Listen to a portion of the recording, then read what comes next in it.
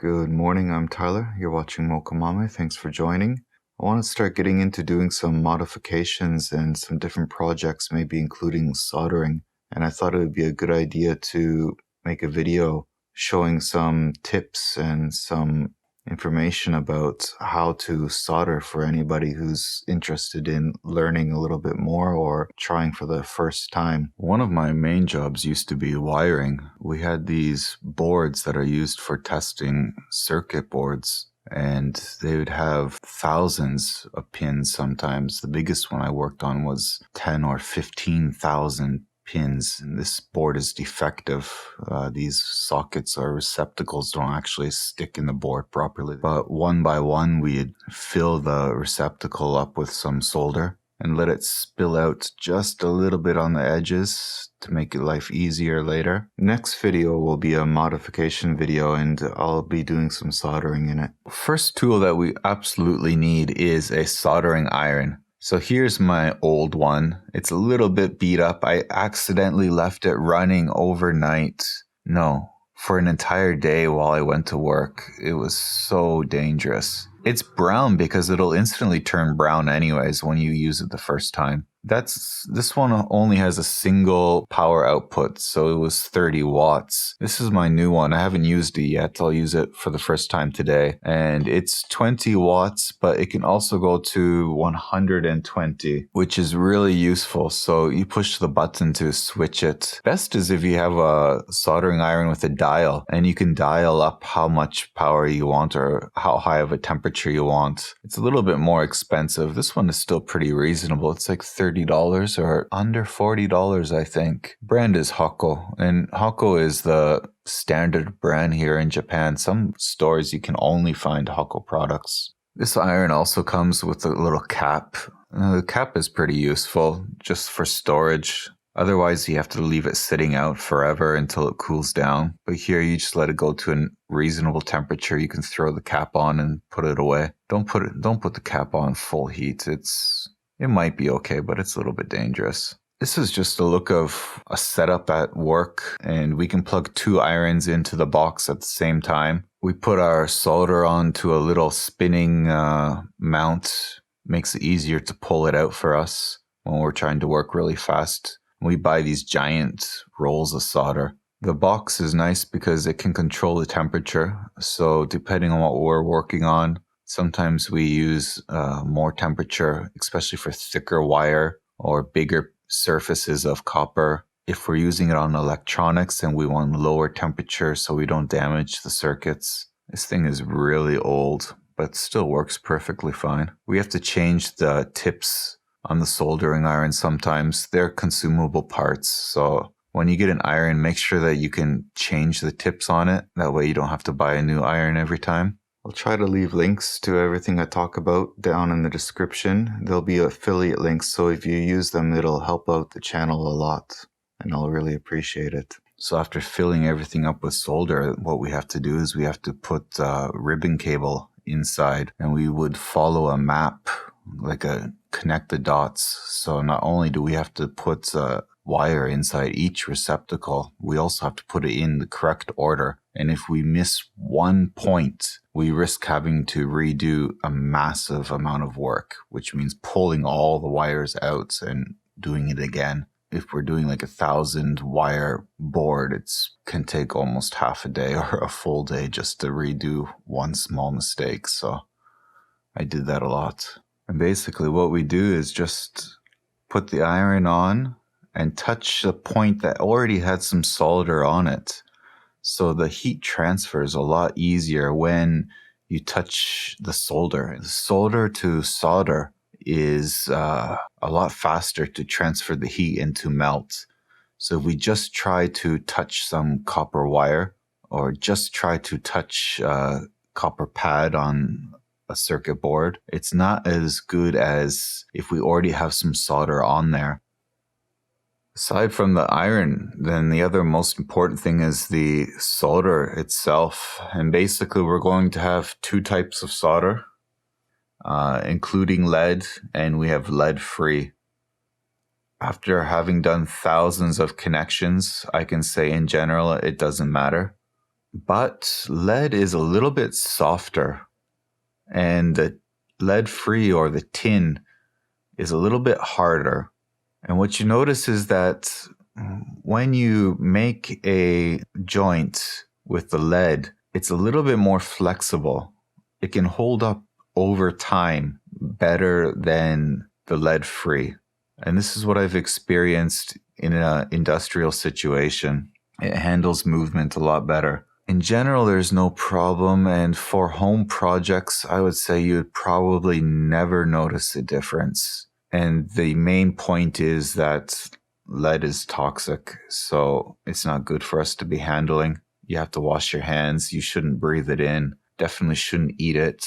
You shouldn't eat lead-free either, but it's less toxic. So I suggest going for lead-free. You won't have any problems, I think. You need a little bit higher temperature to melt it, but I used my soldering iron with lead-free on the lowest setting possible, and it worked fine. Here's a giant roll of lead solder and a giant roll of PB-free, lead-free solder. An important point is that this says resin flux cord, and we can choose the different diameters too. So the resin flux core means that there's some flux in the center of the solder. So we don't have to apply flux by ourselves. Also, these are really big, 800 grams. But if you buy the really tiny ones, the cost per gram is really high. It's not worth buying the tiny ones. So I would say buy the biggest one you're comfortable buying, because you'll save a lot of money compared to having to buy multiple small ones. Shrink tube are really important. We have to prevent shorts, and you can use the electrical tape, but 2 points about electrical tape. One point is it's really difficult to get into small areas and wrap the tape around nicely. And 2, depending on your tape, it sometimes unwraps itself. And shrink tube is just very simple and easy to do. It does the job well. It can fit anywhere. It's a lot less hassle to put on compared to tape, in my opinion. And it does a better job than tape. So there's different sizes made from different materials, and depending on the one you get, you can melt it with different temperature. So some is made for melting at low temperature, and you can use just a regular hair dryer. You could use a lighter if you have to use a lighter, or like I always do, just use not the tip, but just a little bit above the tip of the soldering iron. So when we're soldering, it's almost guaranteed that we're going to... Yeah, I made a mess already. Have a problem and make a short where we don't want to have a short. And it's okay to do it. But what we have to remember is when we make a short, just stop what you're doing and don't try to fix it with your soldering iron, even though I often do so. The easiest way to fix it without making a bigger mess than already is by using desoldering wire or desoldering wick. Basically what it is a weave of really thin copper wire. You just put it on top of where you made your mistake, where your short is, and you put your soldering iron on top. I like to put a little bit of extra power, and you'll see it suddenly just sucks up the solder. It's kind of interesting to see. It'll just suck up the solder and climb up the wick. And when you take it off, you'll see that all the extra solder came off and you're left with a thin layer of solder, and there's no short anymore. It's really a lifesaver product. You should have some around for sure. Especially if you're working with any type of microchip or something. If you get a short on the legs of the microchip, it's going to make a big mess, and it's easy to make a bigger mess trying to fix it if you don't have some of this wick. I used to be able to wire a 50 wire cable in under 5 minutes. So that's like, what is that? 600 wires per hour? I think that's the math. But it was a huge amount. This type of connection I couldn't do 600 per hour. This is slower. We get a thin diameter solder and just carefully, slightly touch. So the iron touches the socket on the back side. Then I just slightly touch the solder on the front side.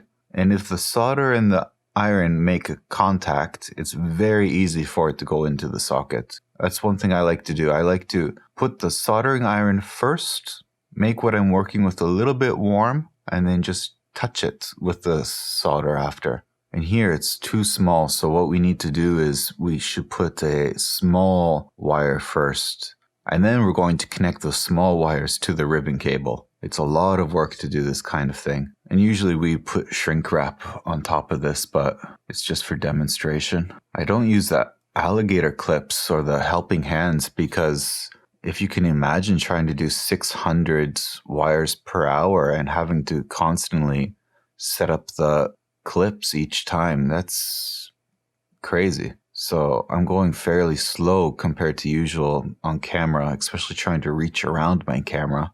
Set up my solder somewhere so that I can easily tap it with the iron and get a little fresh solder on the iron.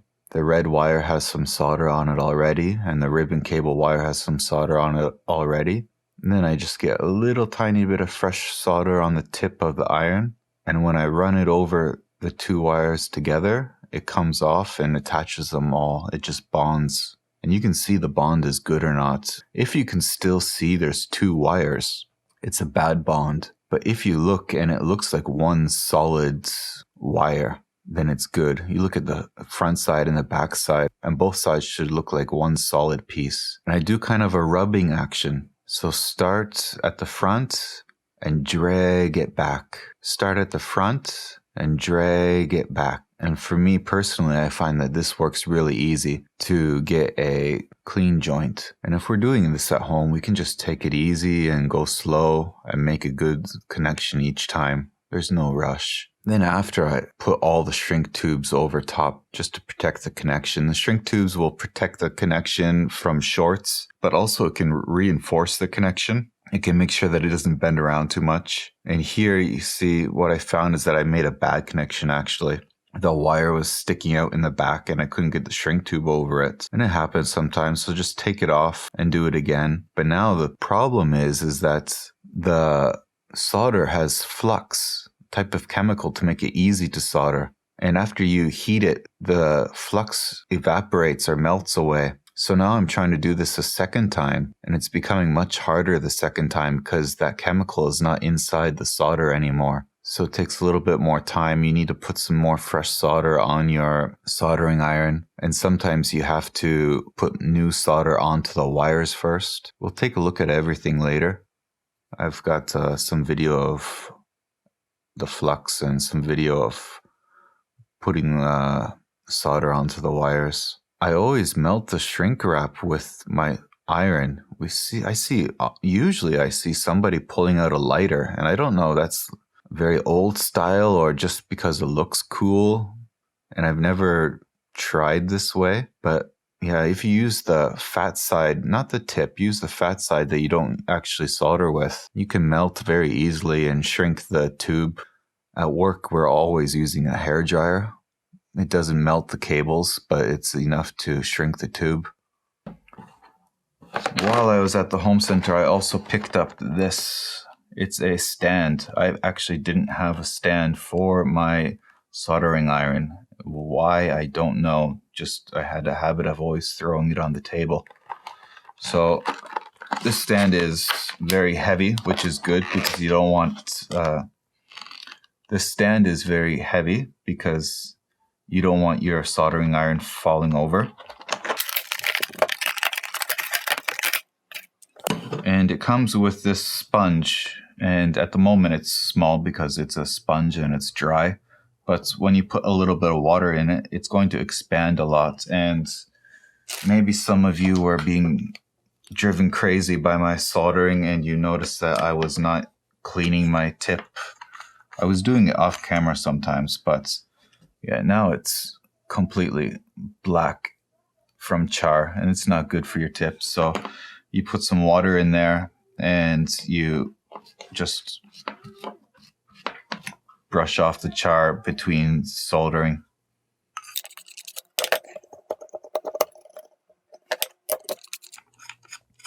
This case is for storage, basically. Yeah. I know that's like 100 times better. So now we can work. Put it away. Clean. Much better. So just to demonstrate clearly here, we put a little bit of water in and sponge suddenly becomes much bigger. We don't need too much water, we just need it wet. Okay. Then as we're soldering, actually mine is already dirty, so I should wash it already. Just like that. Mine is very dirty now, so let me fix this here. We can also get a gold wire. It's kind of like looks like steel wool almost, but made from gold coil. And it helps to get the garbage off the tip of the soldering iron. So now that's already clean. You can see it's shiny again. And that's what we want. There's also some special cleaning pastes and stuff. So 2 items that are good to have are actually the same thing. And it's flux or soldering paste, not solder paste. Solder paste is a type of solder that's in paste form. Soldering paste is a type of flux. I made a mistake.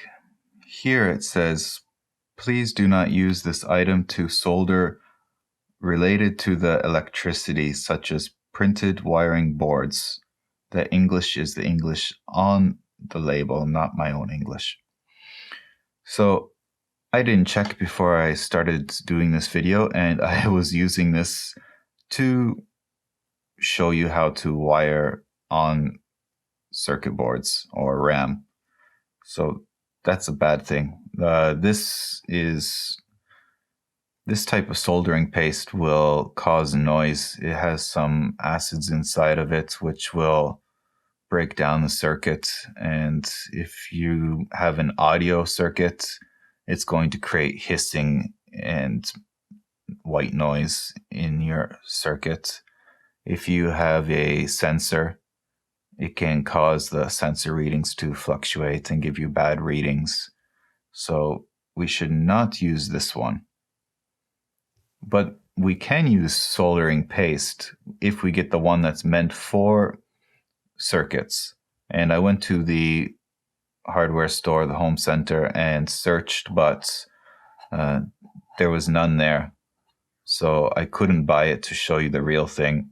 And also I checked at work, and what they have at work is also not for circuit boards. This is used for, you can use it for sticking together sheet metal, plumbing, and connecting different types of metal for different purposes. So yeah, please don't make the same mistake I did and check your bottles before you start working.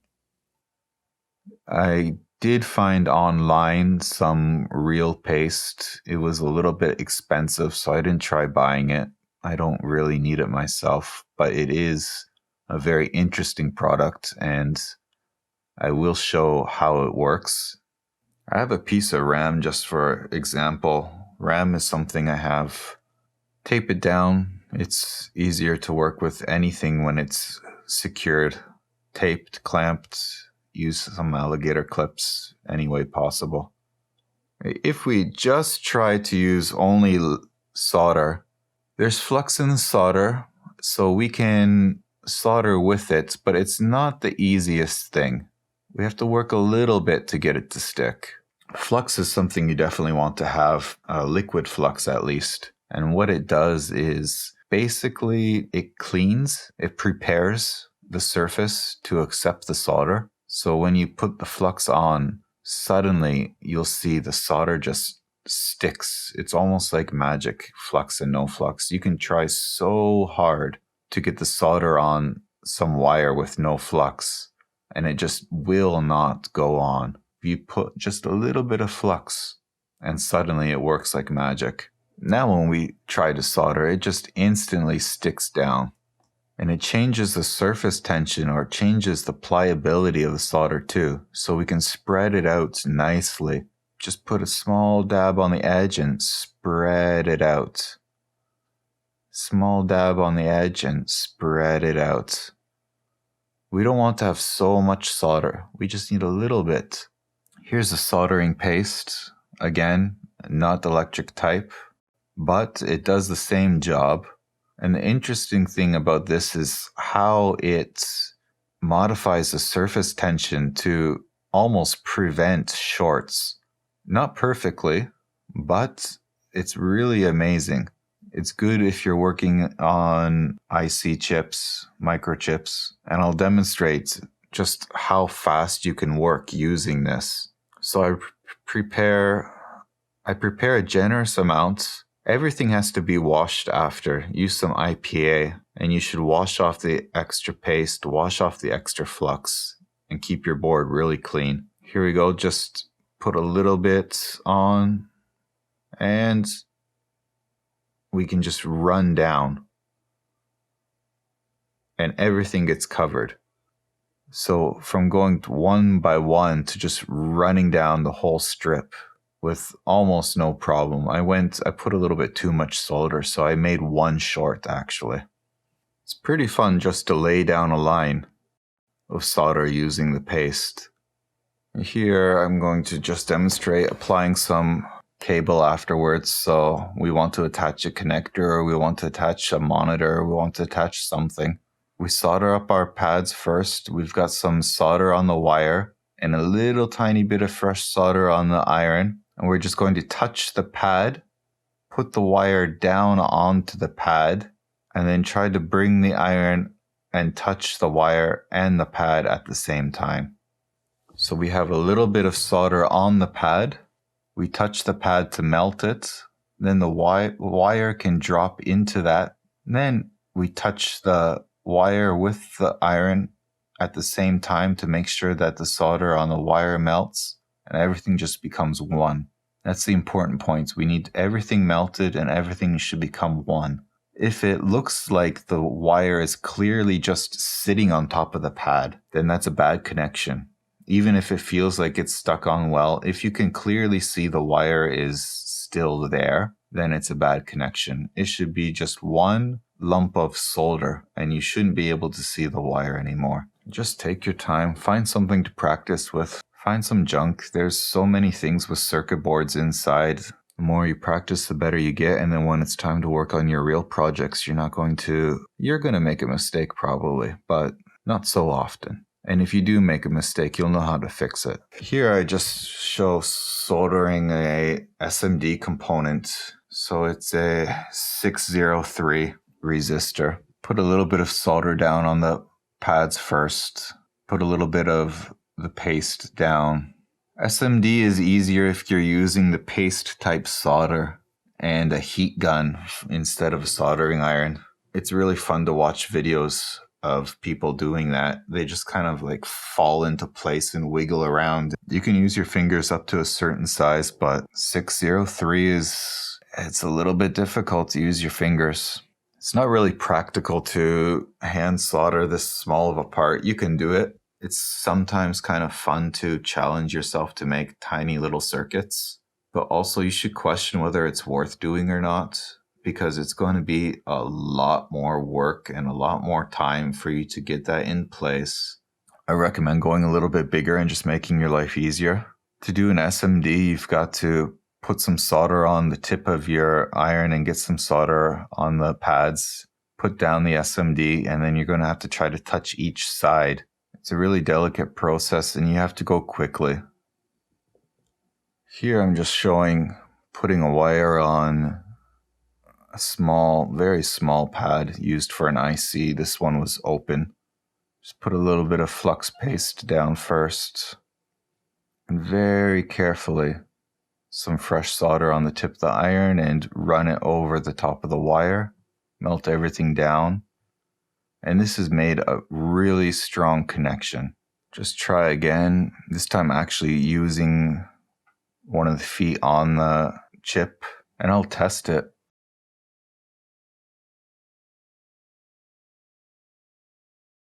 I can pull it a little bit. I can pull it hard. This connection is good and strong, and you don't have to worry about it. It's pulling the table. It's so strong. Pair of wire cutters are a good idea. These wire cutters also are crimpers. They can also cut screws. I don't know why they include that function, but it's very useful. So you see a number of diameters, and you can put your wire in there. And the idea is that the hole is not going to cut all the way through. It should only cut the insulation. And then when you pull it, it's going to pull the insulation off, but it's not going to cut the copper wires inside. And it's really important. So you can also use your nippers, and honestly, 95% of the time I use wire snippers and not cutters.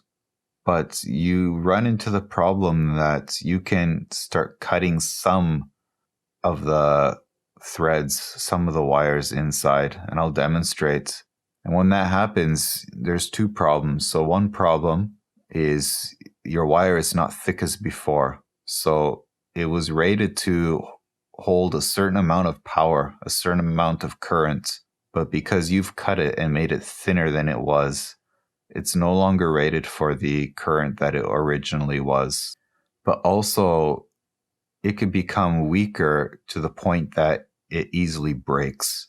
So you've got your project finished and running, and suddenly it just breaks, and it's the worst because you have to open everything up. You have to find out where it's gone wrong. There's a chance that you make a short. So it's a good idea to use a wire cutter. If you use snippers like most people usually do, then at least check. Take a good check that what you did was okay and you didn't cut any of the individual strands while you were working. This thing is cool. You don't really need it, but it's pretty fun. It's also a wire stripper, but it's for ribbon cable. You could use it for single wires, but it works best on ribbon cable. You just put a piece of ribbon cable inside. You can set the length, crimps down. You can adjust the height and just pull it, and it pops the end off, and it makes life so much easier if you have to strip a lot of ribbon cable.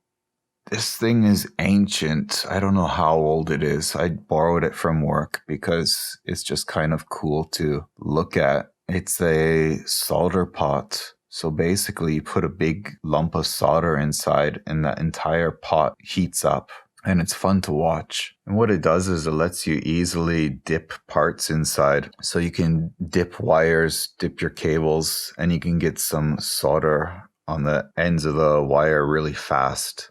If you have to do one by one using a solder iron, it takes a lot of time, but you just have like a small little dish or cup of flux, dip in the flux, dip in the pot, and done. You can go really fast with this. Here I tried to dip ribbon cable with no flux on it, and it's not sticking. The strands are still all individual. Just try to spread it out so it's a little bit easier to see. You can see the bottom one is spread out and still single strands. I get the flux ready.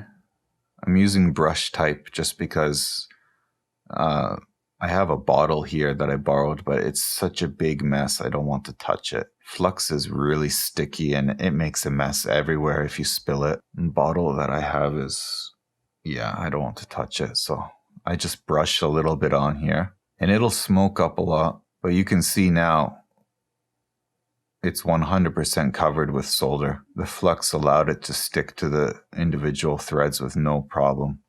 When we have wires, sometimes the wires are pre-tinned or they come already with solder on them. So this red wire has a solder already on it.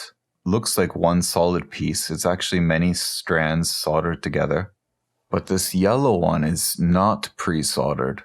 So when we pull off the insulation, we have all individual strands. And this is going to be a mess to try to work with. So we should pre-solder it. Kapton tape is something that's not necessarily, but it's pretty amazing what it does. It's a tape that's resistant to heat, really high temperature heat, and it works great. So you might see it on your 3D printer protecting some of the parts around the nozzle or around the heat brick. And here I'm trying to burn it with my soldering iron on the highest temperature, and nothing happens to it. It's in perfect condition still. You can use it to protect components while you're working. It'll block the heat. It'll keep them cooler. If you touch by accident, nothing's going to happen. Or you can use it for masking. And if you're working in a really small area, this could be very helpful to you. This piece of RAM is not so small here, but to give you an idea, I can mask off a group of pads, expose one pad only, and then mask another group off. And now when I put the solder on, I'm going to have no problem at all. It'll just work. I don't have to worry about shorting the pad beside it or anything because it's masked off and the Kapton tape is high temperature, so it's not going to melt or burn away. It's a really great tool to have.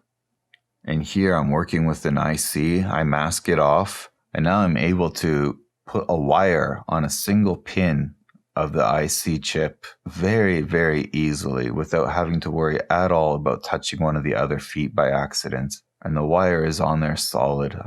It's a very good, strong connection.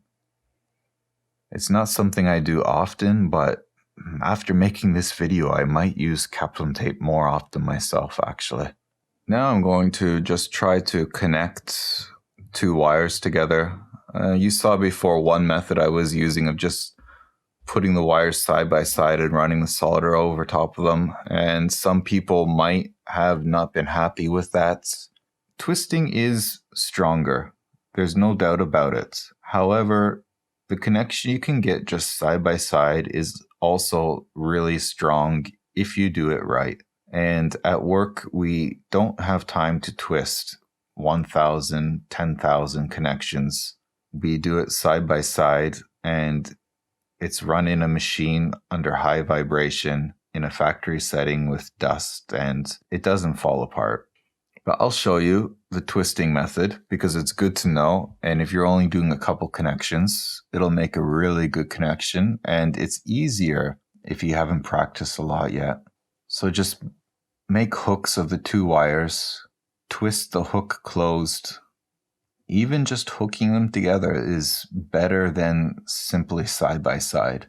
Some fresh solder on the tip. Already the wire is soldered. So here we go. We got a nice solid twisted cable. And we're going to run from one end to the other end and back and back. And the idea is that we got to get everything hot, and the solder is going to bleed through the wire, get into all the cracks. We check the top side, we check the bottom side to make sure that it looks solid. We don't want to clearly see the wires. And I can't break it. I'm trying, not with all my force, but I'm trying enough. Here I go with much more force, and finally I break it, but actually I don't break the joint. I break the wire at a completely different point. If you have the time to twist, then you're going to get a really mechanically strong joint. So here's just a very practical example. We're probably going to be doing something like this. 3-pin fan. At first I cut the wire straight. Then I try using my wire cutters, but these wire cutters are not really good quality and they can't cut these thin little wires. I'm trying to demonstrate the proper way. but I'm not having much luck, so pretend you don't see me using my wire snippers. These are not pre-soldered, so I twist all the threads together, all the individual strands together. Put my shrink tube over top it first. And then I'm just going to apply some solder from the base to the tip, and now it's pre-soldered. Base to tip, and now it's pre-soldered. Touch the wire first with the soldering iron on the back, then from the front, put in the solder. It's just my technique, it works for me. Now here I'm going to make a simple side-by-side connection. All the solder is fresh. There's some fresh solder on the tip, so it's easy to do. You can see the solder set in place suddenly once it's cooled down. Check the front and back. Slide the tube over top. And run the fat part of my iron over top.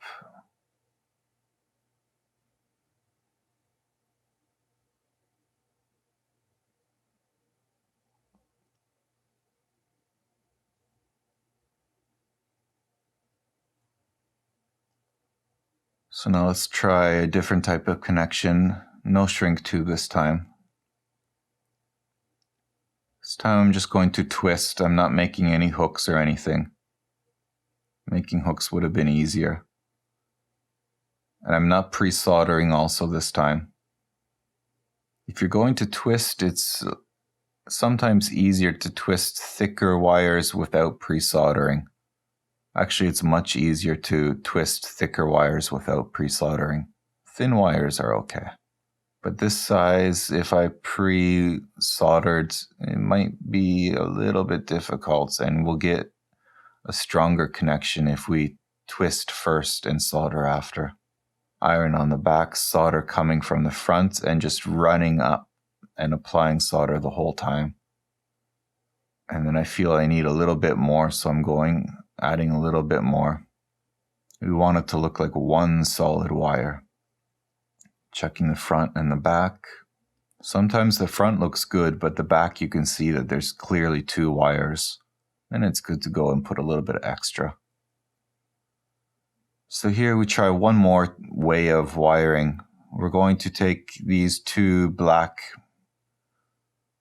maybe they're ground, and we want to create some kind of common ground together with something else. So we twist these two together, basically, no pre-soldering. Now we've got these two together. We bring in another wire. Please excuse my choice of colors. It's what I had. You should take care to use same colors and try to follow a color code when you're working. It makes life easier in the future. So we twist the new wire to the previously twisted two wires. And now everything's sticking together very easily this way. And same as always, from top to bottom. I'm just kind of going in the center where the joint is first.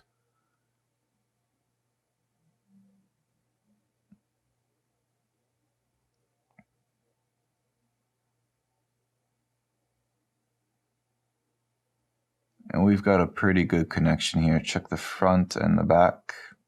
Everything will need shrink tube if we're making a real circuit, but for demonstration I didn't bother to put it on. So please shrink wrap everything nicely. Take your time to do a good job and you'll have good results.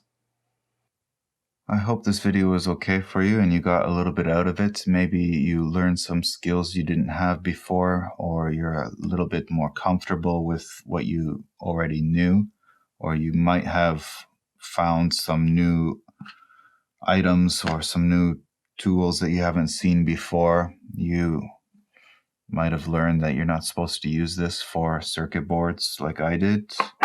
You know, even I learned something, so that's good. One last thing. Remember to turn off your soldering iron. I left my old one running before. Actually, I made a big mistake and I left it running an entire day while I was out of the house and at work, which is incredibly dangerous. Somehow it still worked after, but point is it's a super fire hazard. So get yourself into a habit of always pulling it out as soon as you leave the room or as soon as you leave it unattended. It warms up fast enough that it's okay. Just get in the habit of pulling the power or turning it off if you have a switch, and you're not going to have any problems. So please, if you enjoyed the video, subscribe. It helps me out a lot. And like and share. It would be awesome too. Thank you, and see you again next time.